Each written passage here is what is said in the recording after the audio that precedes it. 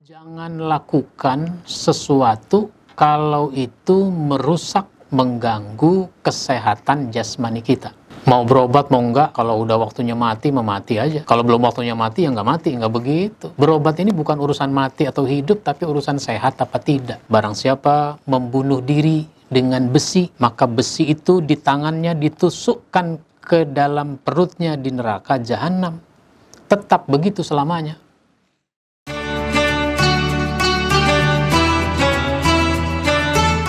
Assalamualaikum warahmatullahi wabarakatuh.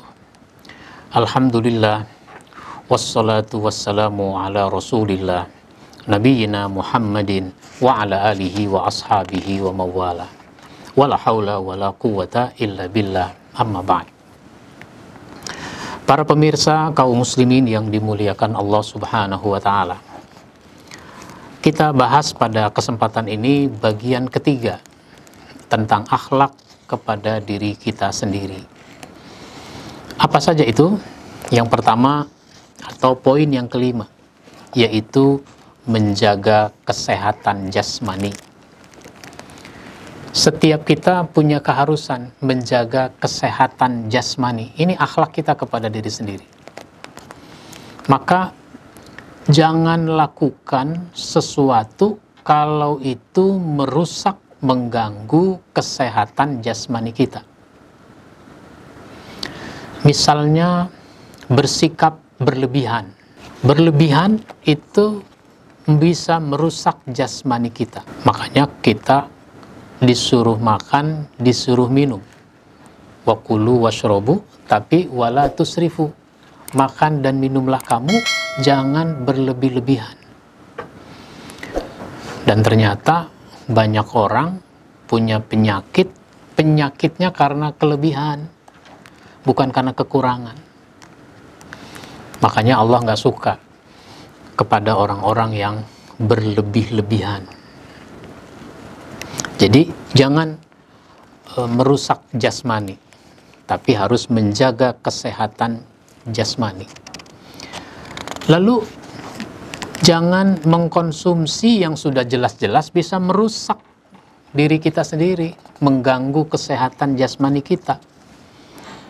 Yaitu misalnya mengkonsumsi minum-minuman keras, mengkonsumsi narkoba. Jangankan minuman keras dan narkoba, rokok saja jangan. Jangan merokok. Begitu seharusnya seorang muslim. Jangan merokok. Tapi banyak sekali kaum muslimin yang merokok. Dan kalau sudah merokok, dia tidak menunjukkan akhlak kepada orang lain. Dia merokok di sekitar orang lain, sehingga asapnya dihirup oleh orang di sekitarnya. Ini tidak berakhlak baik pada orang lain. Bahkan, jangankan orang lain, anggota keluarga sendiri dia nggak peduli. Ada suami merokok di samping istrinya. Ada bapak merokok sambil menggendong anaknya. Sambil main sama anaknya. Ini tidak punya akhlak. Oleh karenanya, kepada diri sendiri kita harus berakhlak baik. Tidak mengkonsumsi yang bisa merusak diri kita sendiri. Lalu, karena kita harus berakhlak baik pada diri sendiri dalam konteks menjaga kesehatan jasmani, maka seandainya kita sakit, kita juga harus berdoa dan berobat. Jangan sakit nggak mau berobat. Nanti juga sembuh sendiri, jangan begitu. Apalagi sampai ngomongnya apa?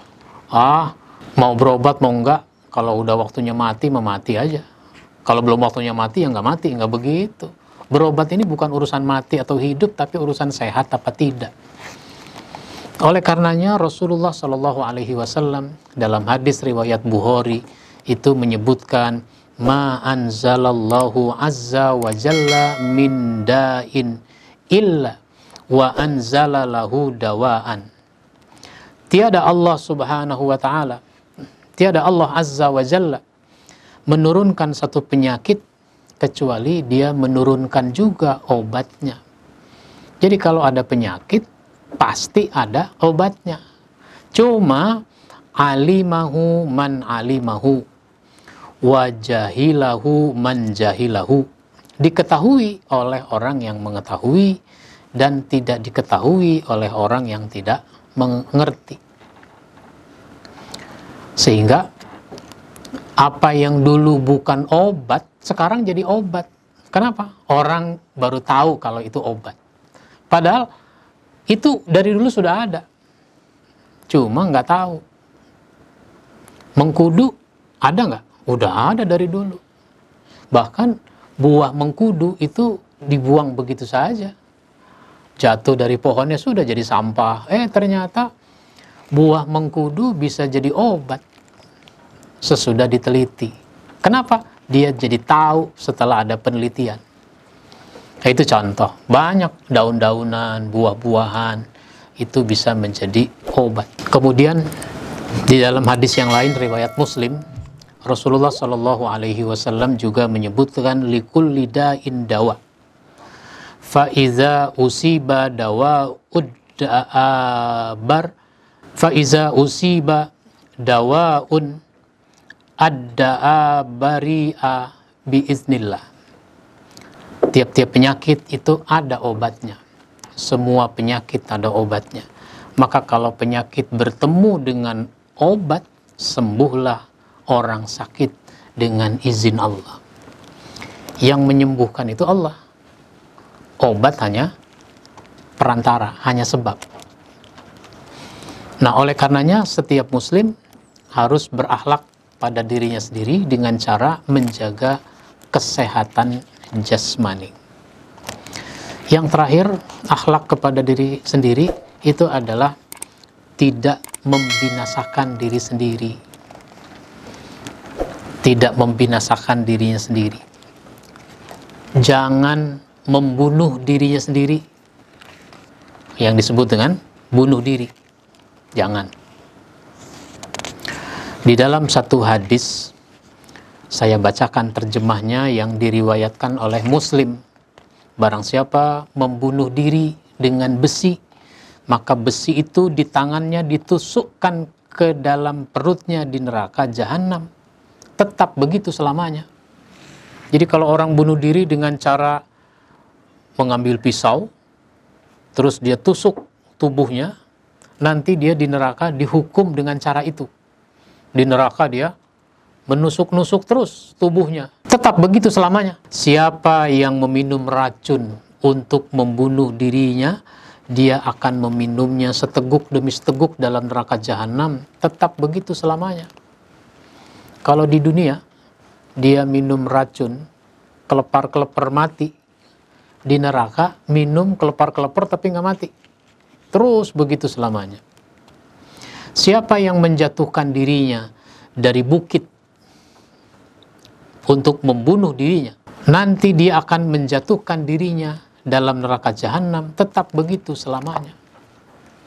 Jadi kalau di dunia ini orang naik ke gedung tinggi, lalu dia menjatuhkan dirinya, mati untuk bunuh diri.